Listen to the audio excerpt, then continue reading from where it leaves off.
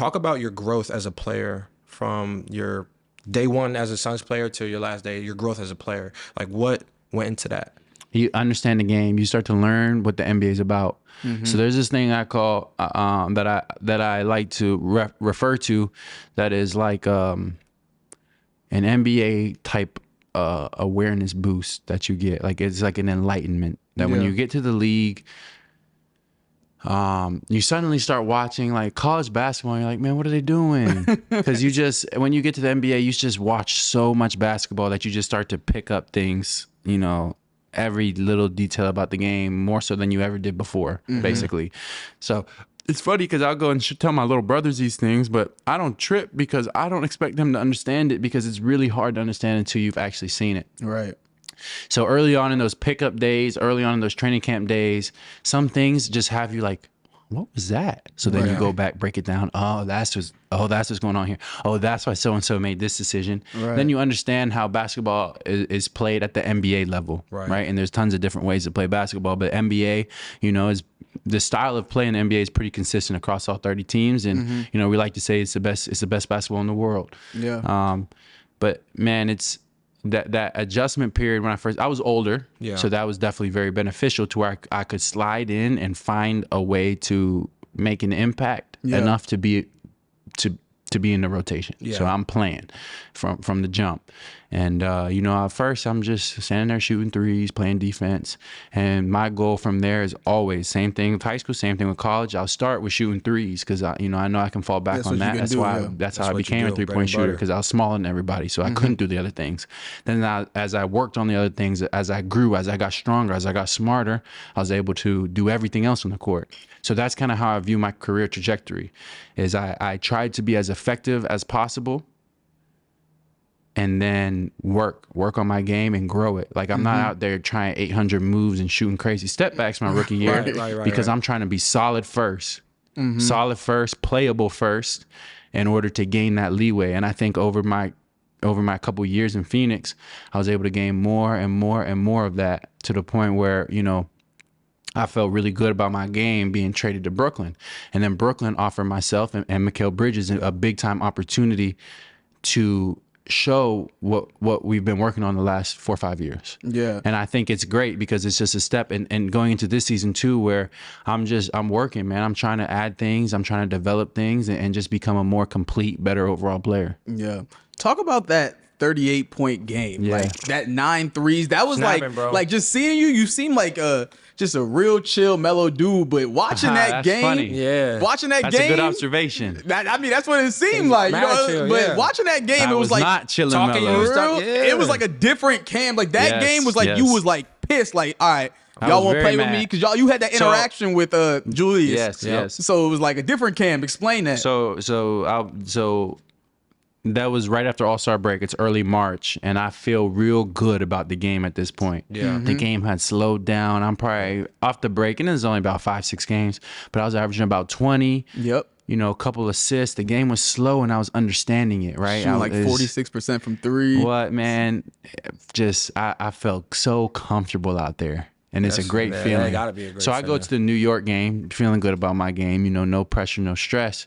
Like one of my first plays out there, Julius does a pump fake, puts his shoulder in my rib, knocks the wind out of me, you know, hurt my rib a little bit. So I left to go get x-rays because they were worried. Yeah. You know, they just didn't want me to play with a broken rib. Precautionary. You know, I was good. You know, they said I had some, you know, just a little cartilage, you know, I'm fine. Put a pad back on, go back out there. But it made me mad. Right. And I usually don't, like you said, I'm pretty mellow on the court. Chill. You know, I just like to be in my zone. I have a window of emotions I like to stay in. You know, you get too hyped sometimes and you let it get out of control and you just shot an air ball 3 feet over the rim. You're too hyped. Right. Settle down. Calm your ass down. Right. Yeah. So I come back in the game in the second quarter. I missed the first quarter, basically all but 2 plays. Second quarter, basically immediately when I get in the game, I'm driving left, just go for a little layup, and I get hit in the quad. I take a knee to the leg, right? And I was like that hurt bad. And so I'm like, I've been in the game 5 plays, bro, and I take 2 licks. Like this is not this not going my way right now. Facts. So I go to the free throw line, bro. My legs hurting so bad, I bricked the first free throw. Like I think I hit part backboard. And I'm like, come on, man. Like, lock in. So I hit the next one, right? I get a little midi a couple seconds later. I miss it. But I'm like, nah, wait, my jumper feel good right now. So I get like 2 threes to get going, a layup to get going. And I probably go into halftime with like 10, 11 points. Yeah. So I'm like, okay, I played 1 quarter. I got a couple points. Like, I'm cool.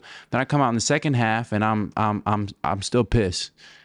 And, you know, I'm fighting with some of their players and it's getting chippy. So that's just elevating that. Right. And then I just hit a point where I'm just like, all right, bro, I got a couple shots and it was going. Then I had that little scuffle with Julius. I don't know what I said. He didn't like it. Right. But he kind of came at me, but that got him thrown out. That did, yeah. Right. So we're down like 10 or something in the third or fourth quarter. And then I'm just like, I'm going to just keep shooting because I feel like every shot I shoot is going in.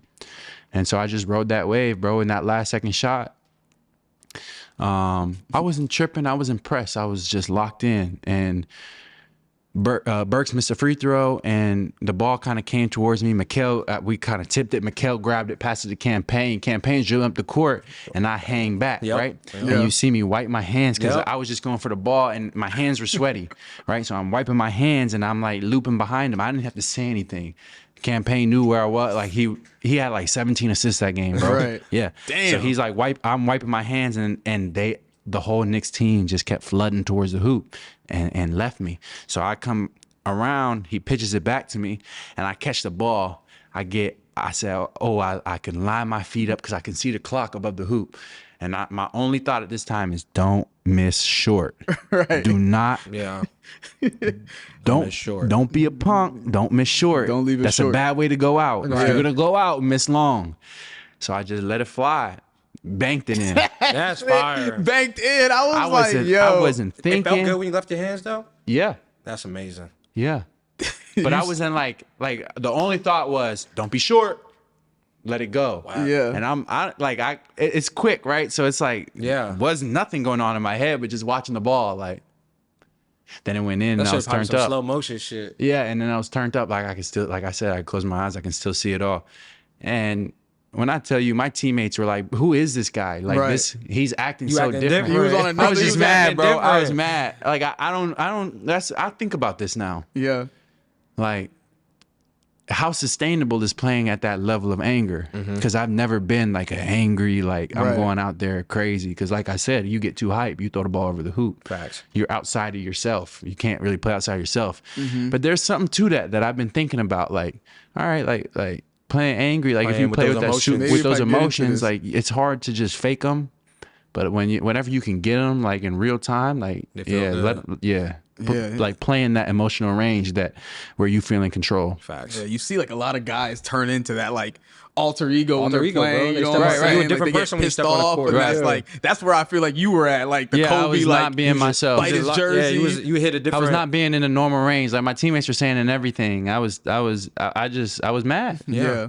But it was a fun game, man. And the unfortunate part was that shot I took to the leg ended up being a little more serious, and I played on it, and it took me out for a couple of weeks, which to me was really frustrating because, like I said, even take that game out, I was on a little bit of a heater, like the game was slow, so man, that was a little frustrating to feel that kind of momentum and then to be out for 3 weeks. Yeah, but it's all right. It's how the game goes. Yeah, you know what I mean? How the game goes. I know you've been injured before. Obviously, playing football, there's no way around it. The ups and downs. So you just got to be able to roll with the punches. You got to be able to withstand the highs and lows and be able to correct course when you're off and ride the wave when you're feeling it. Absolutely. Right.